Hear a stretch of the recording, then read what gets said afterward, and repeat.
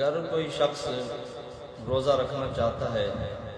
لیکن صبح اس کی آنکھ نہیں کھلی،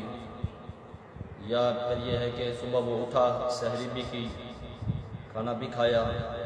لیکن وہ زبان سے روزے کی نیت نہ کر سکا، تو اس صورت میں اس کا روزہ ہو جائے گا یا نہیں ہوگا؟ تو گزارش یہ ہے کہ اگر کوئی شخص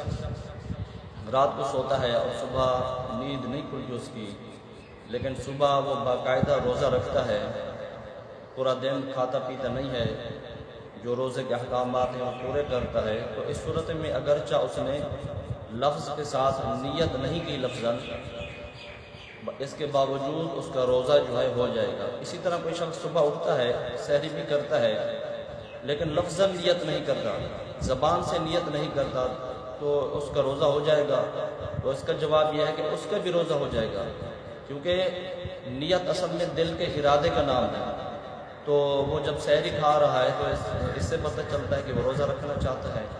تو زبان سے نیت کہنا کوئی ضروری نہیں ہے روزے کے لیے، مستحب ہے صرف۔ حضور صلی اللہ علیہ وسلم کے زمانے میں زبان سے نیت نہیں کیا کرتے تھے،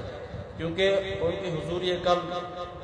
اور اسی طرح اخلاص اللہ، توجہ اللہ، للہیت، ان سب چیزوں سے وہ لوگ جو تھے وہ سرشار تھے،